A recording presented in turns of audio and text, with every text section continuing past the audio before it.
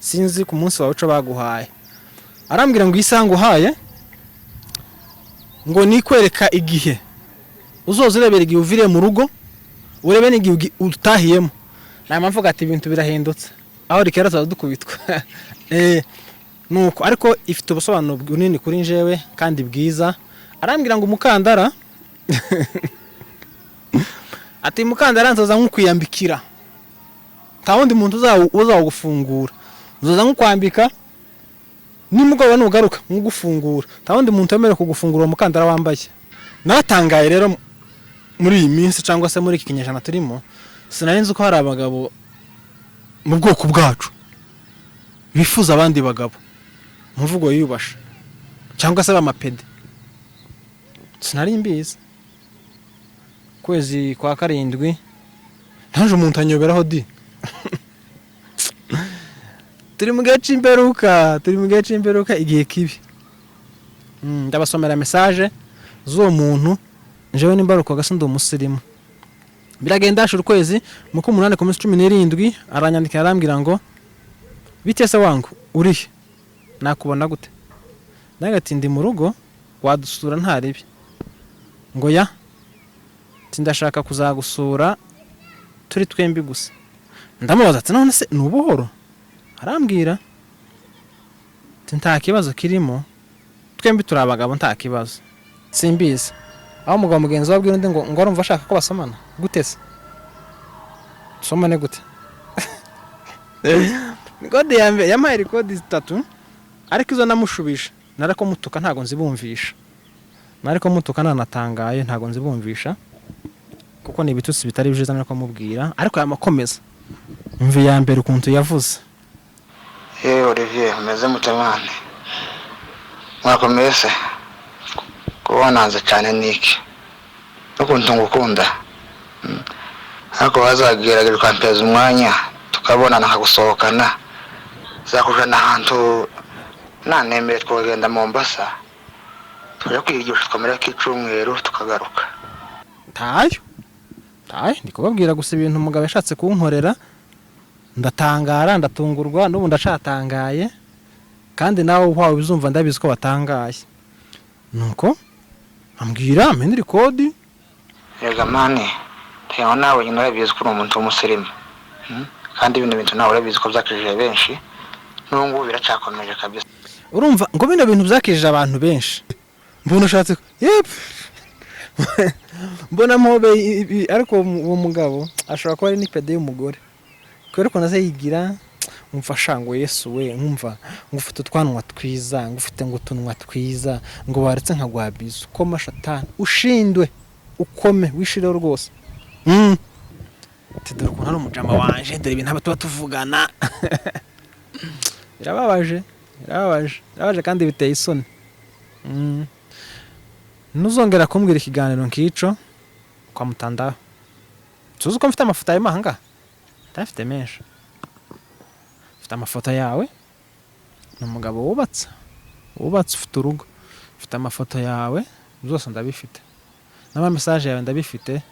Nukuri ndosura kunyandikira message y'ubugoryi nkiriye umbwira ubucucu nka buriya hakika ya Mungu nta tolerance nzakoresha, nzaza nkwanike ngushire hano mvuga ati wa muntu nababwiraga. Yeme murabizi iyo umuntu hayihanangiriza undi si biza kumuvuga mu izina inshuro ya mbere, ubivuga byabaye kabiri cyangwa gatatu kamuvuga kamushora kwa rubanda nabandi bakazabimenya. Sinkugira ibanga sinkuvuze, abakuzi abazi ijwi ryawe iryo jwi bazorimenya. Sinkuvuze ndakwihoreye ariko bagerageje kunkoraho butinganyi biranga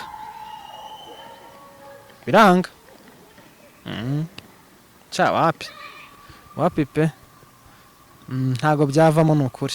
Umuntu w'umugabo uje inshuti zo zindani ziza aho tuba zizi uko twaraye zizi uko twaramutse ziba zizi situation turimo tizigende zibyamamaza hanze ka publicist. Hari inshuti zindani hari inshuti duhurira hanze zirahari, hari n'inshuti duhurira mu tubari, hari n'inshuti duhurira mu nsengero. Ndagusuhuje wewe bukeye nkwifurije igitondo ciza c'umugisha nawe bugoroje ndakwifuriza kugubwa neza muri gahunda zawe urimo bivanye naho uherereye. Umugoroba mwiza, ngo Imana ikomeze ikwishimire, Imana ikomeze yivange mu byawe. Twebwe turi Nairobi mu gihugu cya Kenya ahitwa Kasarani, turi saa 9 z'amanywa, twabonye dukingura. Imana yadutije ubundi burame. Kuryama ni ibisanzwe, kubyuka si ibisanzwe. Hari abaryama ntibabyuke, hari n'ababyuka ntibaryame, ariko twebwe turi muri bamwe bashima Imana ko twabyutse amahoro. Ndasuhuza abumva ururimi tuvuga, Abanyarwanda, Abarundi, Abanyamasisi n'Abanyamurenge muri rusange. Imana ikomeze bane namwe kandi Imana ikomeze bishimire. Tunihanganisha abafite ababo mu bitaro ndetse n'ababuza ababo, ngo mukomere kandi mwihangane, tajoro ridaca, kandi ngo chenye kina mwanzo kina mwisho, byose bizabigera igihe cabyo. Buri muntu agira sezo yiwe. Harugira igihe kibi akumva yihebje akababara, nundi akagera mu gihe ciza akishima. Iyo ni sezo yawe. Nawe bihurimo rero, uko bimeze kose ni sezo yawe. Ndakwihanganisha kandi ndanagukomeje. Ndabakira rero kuri Neza Live TV ngo muze mubane natwe. Commentaire yawe nziza turayigushimiye, nimbi nayo yawe turagusengera kuko nta utanga ico adafite. Umuntu atanga ico afite. Uyu munsi rero nabuzaho mpera mvuga koko ibintu byabaye bindi. Ejo bundi meruka gutaha ubukwe bwa bene kino gihugu Abanyakenya. Umugabo atanga ahereza umudamu we cyangwa se wo bari kubana inkweto zino nkweto zigira imashine hasi. Aramubwira ngo uko inkweto nyiguhaye uzozi yikwambika nkayifunga, ntiyagera umuntu uzoyigufungura atari njewe. Yamanyibutsa nanje ku munsi wanje w'ubukwe, umugore yambaye ibintu bibiri, yambaye kado y'ibintu bibiri, yambaye kado y'umukandara, ampana kado y'isaha. Arambwira ngo iyo saha nguhaye umunsi wanje w'ubukwe apana wawe, sinzi ku munsi wawe uco baguhaye. Arambwira ngo isaha nguhaye ngo nikwereka igihe uzozirebera igihe uvire mu rugo, urebe n'igihe utahiyemo. Nama mvuga ati ibintu birahindutse, aho rikera zadukubitwa. Nuko ariko ifite ubusobanuro bunini kuri njewe kandi bwiza. Arambwira ngo umukandara ati mukandara nzoza nk'ukwiyambikira, nta wundi muntu uzawugufungura, uzoza nk'ukwambika nimugoroba nugaruka nk'ugufungura, nta wundi muntu wemerewe kugufungura umukandara wambaye. Ibyo ngibyo n'urubavu rwanje rwabimpaye ku munsi wanje, cyangwa se umunsi twari twakozeho ubukwe. Abari bahari murabyibuka, nimba wanabyibagiwe ariko byarabaye. Ni byiza gutanga impano ifite ubusobanuro. Uzatanga impano ifite ubusobanuro kuri anniversaire iha ubukunda cyangwa se mu bana. Impano ifite ubusobanuro naje gusanga ari byiza. Naje ngira impano nzamuheza nziza kandi zifite ubusobanuro. Uyu munsi rero nje kuvuga amakuru nje kuvuga harimo abatangaza kandi harimo n'abayazi byabayeho wenda cyangwa se byagaragaje kubaho. Hari abo turi bujane. Natangaye rero muri iyi minsi cyangwa se muri iki kinyejana turimo, sinarinzi ko hari abagabo mu bwoko bwacu bifuza abandi bagabo muvugo yiyubasha cyangwa se bamapede. Sinari mbizi. Kwezi kwa 7 ntaje umuntu anyoberaho di. Turi mu gace imperuka igihe kibi. Ndabasomera message z'uwo muntu, mbumvisha n'amarekodi y'uwo muntu, simuvuga mu izina ariko agenda yihane aza reka kwifuza abagabo bagenzi be. Ni ukuvuga ngo ndabasomera message ariko sinzibereka, ariko ndabumvisha audio ndazibumvisha z'umugabo winjemo n'umwuka mubi wo kumva ko yoryamana n'umugabo mugenzi we.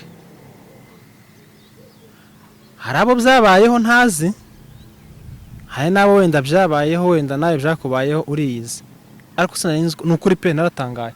Sinarinzi ko umugabo mugenzi wanje yanyandikira akambwira ngo ndagukunda, ngo ndifuza ko dusohokana, ngo tukaja ahantu, ngo tukamarayo nk'iyinga mu butembere se, mwivuga butumwa se, muyihe gahunda. Yandikiye message ya mbere arambwira ngo bite nshuti yanje ko wanyana utakivuga, hari mu kwezi kwa 7 ku minsi 14. Bite nshuti yanje ko wanyana utakivuga. Nawe ati yewe, naramusubije ndawe ati mvugisha, umvugishije. Cyakoza sorry, umuntu abari muri gahunda nyinshi ariko nta mutima mubi, uwo ni njewe. Arambwira ngo ese ko nakwinginze nanabigusaba pe ngo tuzatemberane, kaba mbona utavyumva, uzaworosha ibintu, uri umusirimu. Norosha ibintu unjana uko ushaka. Njewe nimbaruko gasa ndi umusirimu. Biragenda ashura ukwezi mu 8 ku minsi 17 aranyandikira arambwira ngo bite se wangu urihe, nakubona gute? Ndagati ndi mu rugo, wadusura nta ribi. Ngo ya ndashaka kuzagusura turi twembi gusa. Ndamubaza ati none se nubuhoro? Arambwira nta kibazo kirimo, twembi turi abagabo nta kibazo. Ndagati none se aho ushaka kunsurira turi twembi hari privé ko nguketse? Arambwira ngo ntaco bitwaye, ntabwo ndi umugizi wa nabi, sindi umugizi wa nabi, hano yanditse nabi, ndi umuntu wawe yanditse nabi. None cyantangaje bwarake aranyandikira arambwira ngo bite sheri.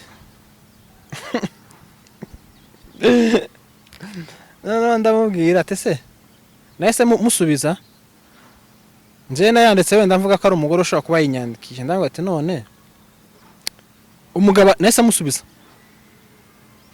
mwaramutse neza, yewe kukoresha telefone y'umugabo, umugabo wabonye nyita sheri ntiyo bigiramo ikibazo, yampa record ngiye kubakinira. Ndabizi pe haro bitagwa neza, wihangane, hari n'uwo bigwa neza akabyumva wenda byamubayeho cyangwa se banagerageje kubibwira, ariko nje natangaye n'ukuri. Sinanzi ko umugabo mugenzi wundi yabwira umuntu umugabo mugenzi we ndagukunda nshaka ko tuzasomana. Can you imagine? Nanamaje uragura igitabo kimwe tugisome twembi cyangwa ngo yaye. Tegera ukuntu yambwiye. Record ya mbere yaravuze mu kwezi kw'icenda, umva ukuntu yavuze. Aba ni abagabo bafite ibintu bitari byiza muri bo, na mapepo yabinjiye, na amashitani abarimo, na abakoze ba satani, sinzi ko twabita. Amarecord arambwira reka nyikina, we bitaguye neza ibyo mpamvuga nibyo mpankina, wihangane, nimba uri umwe muri abo tuzoza tubashira hanze. Ibyo ndi kuvuga wenda hari ababyumva cyane, hari uwo byabayeho cyangwa se hari n'uwo byagaragaje kubaho akabihunga. Gusa nzi neza ko ubu butumwa hari abo byabayeho cyangwa se byagerageje, simbizi. Aho umugabo mugenzi wabwira undi ngo arumva ashaka ko basomana gute se? Somane gute? Record ya mbere yamaye record 3, ariko izo namushubisha narako mutuka ntago nzibumvisha. Nariko mutuka nanatangaye ntago nzibumvisha kuko ni ibitutsi bitari byiza narako mubwira, ariko yamakomeza. Mvi ya mbere ukuntu yavuze.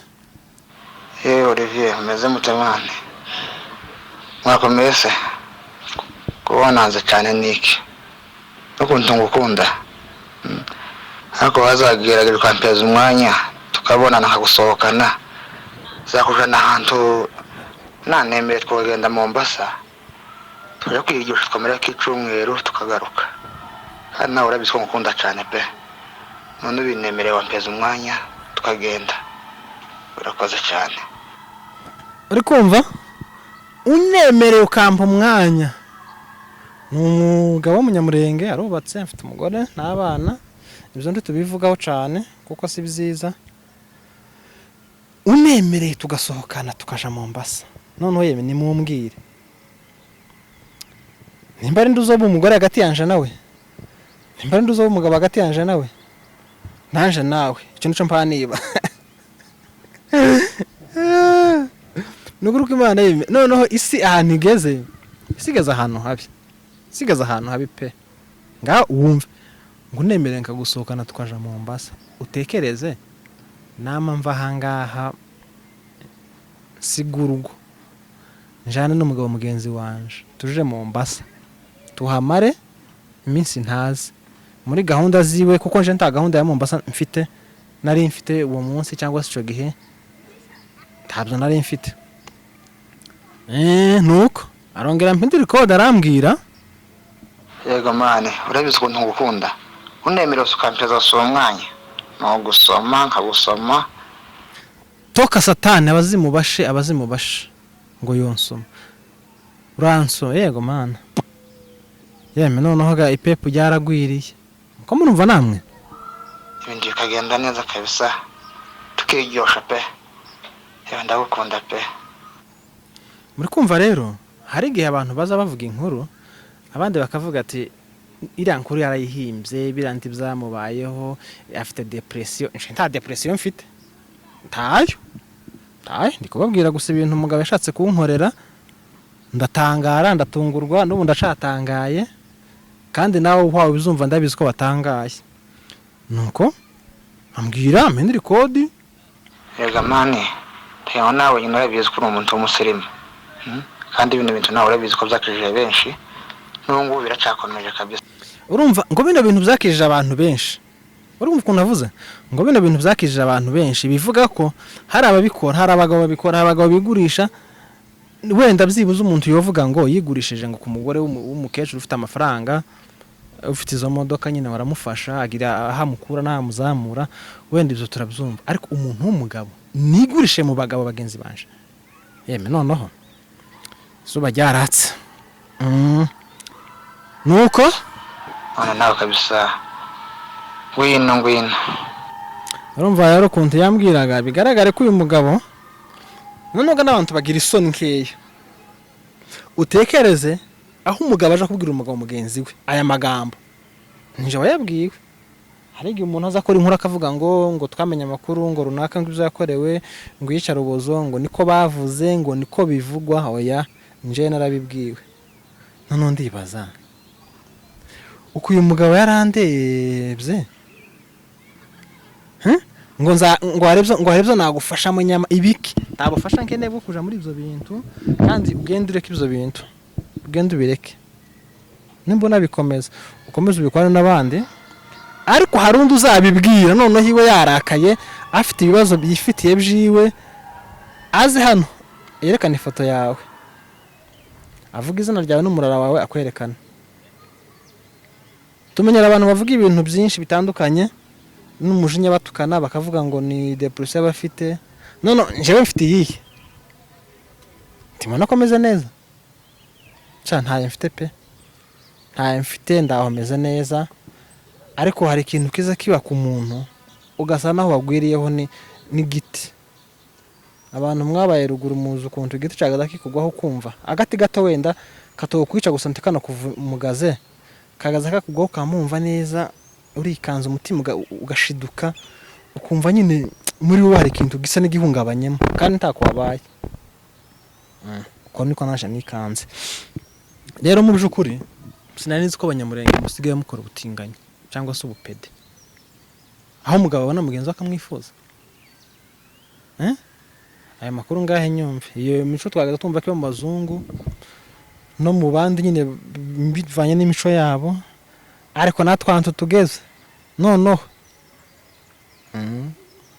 icyo uri buvuge cyose mpamvuga ndagishima pe kuko niko uzaba umeze. Noneho biracitse aho rikera rero abantu bamwe ntibaza bashakwa n'abandi ngo bashake ngo uri umusirimu ngo ndabizi ngo wowe ngo nta umusirimu aje muri ibyo bintu.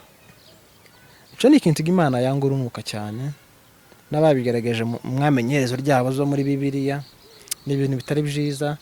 Noneho nk'umuntu ufite umugabo cyangwa umugabo ufite umugore, can you imagine ibyo bintu ukibaza ariko umuntu niwe wawe bikoreye niwe wawe ubivuga cyangwa wenda hari yindi mwuka mubi bamujemo. No kuvuga ngo abantu bose bakora ubutinganyi ni abasirimu niko yavuze, abatabukora turinjisha. Reka dukomeze tubinjije kuko si byiza cyane, si byiza cyane pe. Byarankomerekeje, byatangiye mu kwezi kwa gatandatu hafi kwa karindwi, byarankomerekeje. Ejo bundi nibwo yampamagaye ambwira ngo ariko ngo ubanga ko tubonana ngo uzi ko mba nkwinginga nkaho uri umukobwa. Tanga ati mani none si ibintu bumbwira meni ni ibiki ariko uri wenyine. Uzi ko twigeze guhura nawe kwa kundi abantu basuza nyine bagahana big up nyine zo ku ntugu mwe murabyumva. Mbona ushatse mbona mobe ariko uwo mugabo ashobora kuba ari n'ipede y'umugore kubera ko naze yigira umfasha ngo Yesu we nkumva ngufite utwanwa twiza ngufite ngo utunwa twiza ngo waretse nkagwabiza uko mashatani ushindwe ukome wishire rwose.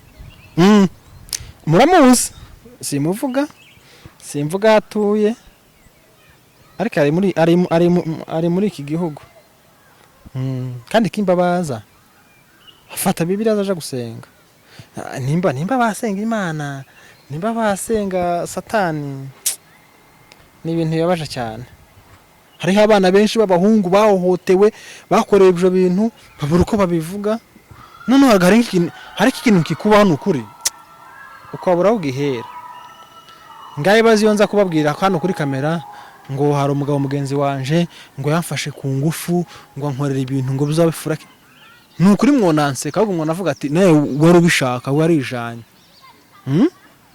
Twigeze kujana n'uwo mutipa ahantu ambwira ko nyine ngo tugiye ngo muri anniversaire, yarambwiye ngo niyiwe. Urumva anniversaire ya famille nta birenze nanje nogenda. Ndavuga ati nza n'umuryango cyangwa se nje nyine. Aravuga ati nta mpamvu y'umuryango turakesha wewe waza tu nta birenze. Pati ratangira sizeri cyo numva pati y'abagabo nta birenze. Pati y'abagabo se hari kibazo niko nibwiraga ntazi ko zamvi zahindutse umukara. Naragiye nsangani anniversaire y'abagabo gusa harimo abino abatandatu. Nabonye mwenda abantu twoje nko gusa tuvuga nk'ururimi rumwe nka batatu. Hari amacupa y'amayoga bambaye udukabutura tw'indani n'amasengeri ibiti by'ibijeya. Ndavuga nta hantu shawapi hano so nahicara ahantu hari anniversaire y'abatipe bambaye gutya abagabo. Ndavuga ati oya. Nese mfata telefone ndasohoka nk'ugiye guhamagara ngo ndavuga ati none wamenye ahandi turi nyine kwa kundi ushaka kwikora mu kibazo kavuga ati reka nkwepere nje ahangaha. Nibwo nese mfata telefone ndavuga ati nugera ku muhanda umuhamagara nze ngutore aho ndi hari network nkeya reka nsohoke ngo hamagare. Nuko nagiye sinari icyo kintu gihaba muri bene wacu pe kandi uko nukuri bagerageje kubinkorera.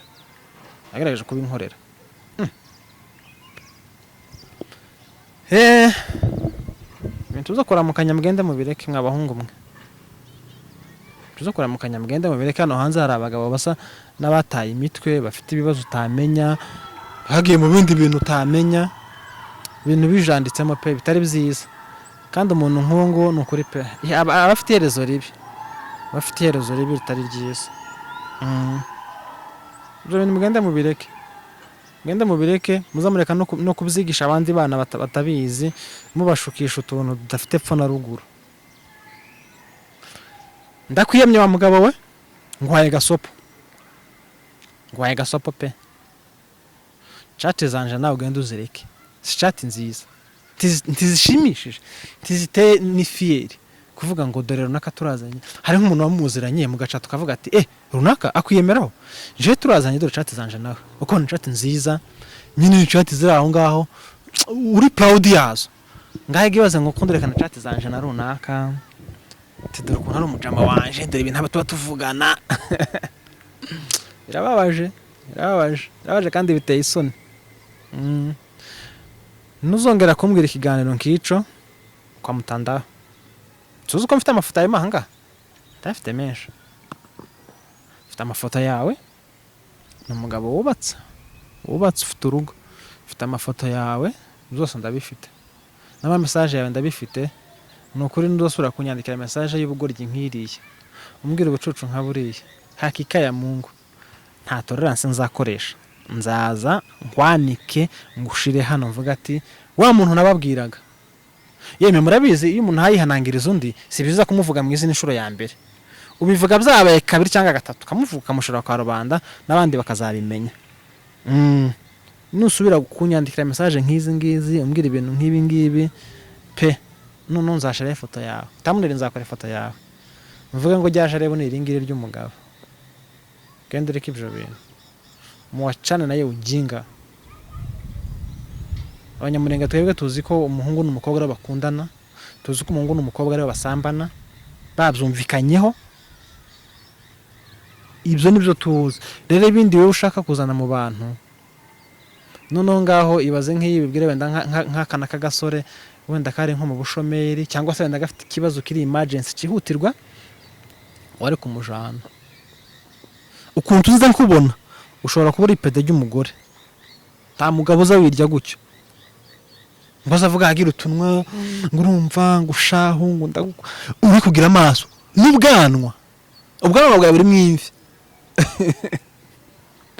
ngo urumva ngo ushango ndagukunda ngo Yesu we ngo ukuntu ngo ufite fresher ngo wazambabare nkagusohokana ngumva ngo nukuri ngo nagusoma turashize usoma nde mfite ubwanwa ufite ubwanwa ipepo rikurimo Satani wakujemo agenda kuvemo. Hari mu evangeliste tuziranye inshuti yanje azasenga ndamwico cifuza kandi n'umuntu nemera ndamwemera, gusa umuntu ni mugari ntumenya hirya y'ibindi ariko ndamwemera pe, ndamuheza cifuza mugiye ati hari umugabo mfite wijaribu keneye ko sengera, uwo mugabo azambira ngo turyamane none kanyabona umusengere agendera ko umwuka agumane n'umugore wiwe.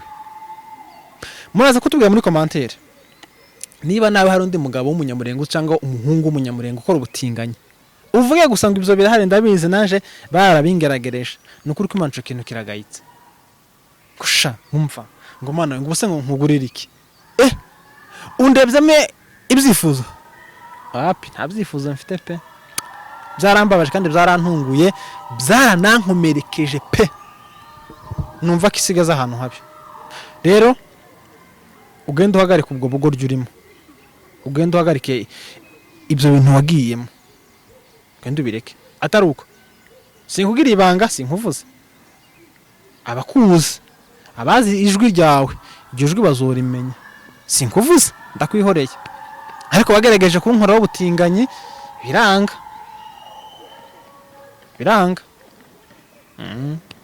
cha wapi pe, ntago byavamo nukuri umuntu w'umugabo mugende mureke ibyo bintu nyabuna. Hari ibintu byinshi umuntu afite yagakoze, hari ibintu byinshi umuntu yakitejemo imbere akareka ibintu nk'ibyo. Mugabo wubatse urubatse turakuzi tuzakuvuga cyangwa uzagira ubuhanya nk'umuntu ambwira ati hari ubuhamya nshaka kuguha bw'umugabo wankoreye ibyo wavuze, akanyereka ifoto yawe ngasanga ni wowe, akanyereka chat zawe nyine nka facts zifatika, tuzaguhamagara tukubwire ngo tugiye mu kiganiro tugiye kukuvuga wararwishigishiye rwisomere baga wifasha. Yeme turabakunda. Suje umuntu w'inshuti yanje wo muri Amerika takunda kuja ku social media ntabikunda, ndamusuhuje ni inshuti yanje cyane pe, ni wa muntu ubwira akakumva dusuhuje abantu batwumva tutameze neza, dusuhuje inshuti z'indani ziza aho tuba, zizi uko twaraye, zizi uko twaramutse, ziba zizi situwasiyo turimo, ntizigende zibyamamaza hanze ka publicité. Hari inshuti z'indani, hari n'inshuti duhurira hanze, zirahari. Hari n'inshuti duhurira mu tubari, hari n'inshuti duhurira mu nsengero. Ushobora kwibaza ngo nja mu kabari kunywa, nja mu kabari ngiye kureba akabumbu. Hari n'inshuti duhurira mu nsengero ngo inshuti yanje yambu, izo nshuti zirahari. Hakaba n'izindi duhurira nyine ahantu nyine hari aho ngaho, izo zirahari. Turabasuhuje. Abadukunda natwe tuzabakunda, abatwanga Imana izabaye guhinduka muri mwebwe. Tunasaba n'abayumbe cyangwa se abakozi b'Imana, musengera ubwoko bwacu bwagiye mu bintu pe, ibintu bitari byiza, bino bintu by'uburara bitari byiza. Mugende mu basengere pe, bahinduke. Umugabo azagira ifiyeri y'uko ari umugabo, yumve igihe cyo kubyara nikigera azashaka umukobwa bakundane babyarane. Yumve umukobwa agira ifiyeri y'uko ari umukobwa, takaza yumva ko agomba gushaka undi mukobwa ngo abe umugabo. Cyo kintu kirahari, mugende musenga Imana kugira ngo iryo pepo riveho, kugira ngo umwuka uveho. Atari uko ntaho twatugana. Rero ndabashimiye abakunzi ba Ineza Live TV, ndabakunda kandi natwe turabizi ko mudukunda n'ukuri, muri abagaciro kuri twebwe. Ibimvuze uwo nkomerekeje yihangane, kuko ndavuga ibyabayeho byo nabwiwe cyangwa se nari nshaka gukorerwa. Rero turabakunda kandi turabishimira iyo tubabona. N'ukuri muri abantu beza kandi muri abantu bakamaro kuri twebwe. Rero mwakoze kubana natwe.